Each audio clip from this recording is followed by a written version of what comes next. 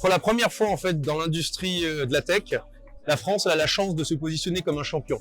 Jusqu'à maintenant, on a loupé toutes les vagues, toutes les ruptures technologiques, qu'elles soient l'intelligence artificielle, qu'elles soient des microprocesseurs ou du cloud.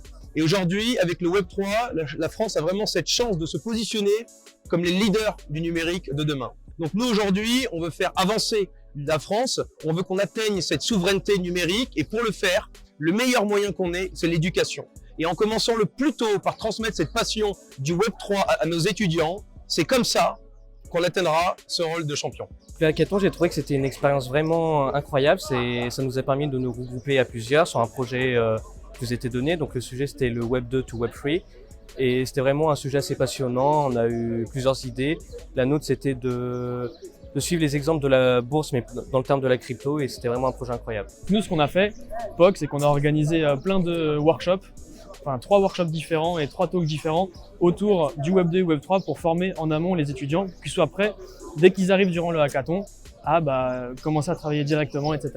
On a eu le point de vue d'encadrant et d'organisateur sur le hackathon, mais on a vu que tout le monde avait bien profité, que les étudiants ils avaient appris beaucoup de choses aussi. Et ça, c'était ce qu'on voulait, qu'ils profitent, qu'ils apprennent des choses et que ça leur offre des opportunités. Et donc là, quand on regarde les gagnants, le top 4, et puis même les autres, on voit qu'ils ont des opportunités, ils ont appris plein de choses. Donc objectif réussi là-dessus. Des étudiants ont eu très peu de temps non seulement pour créer un projet, mais encore très peu de temps, encore moins de temps pour se former.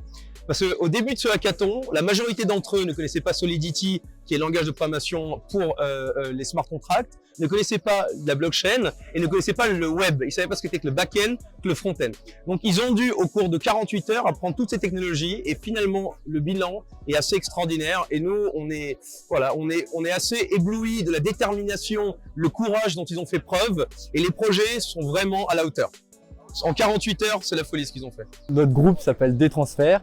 Et donc ce projet, c'est Détransfert. Et c'est justement le fait de pouvoir amener une utilisation simple de transfert et d'envoi de fichiers volumineux grâce à la nouvelle mise à jour du web 3.0 et la décentralisation des données. On est vraiment très content d'avoir pu déjà participer à ce hackathon et d'avoir pu du coup le remporter.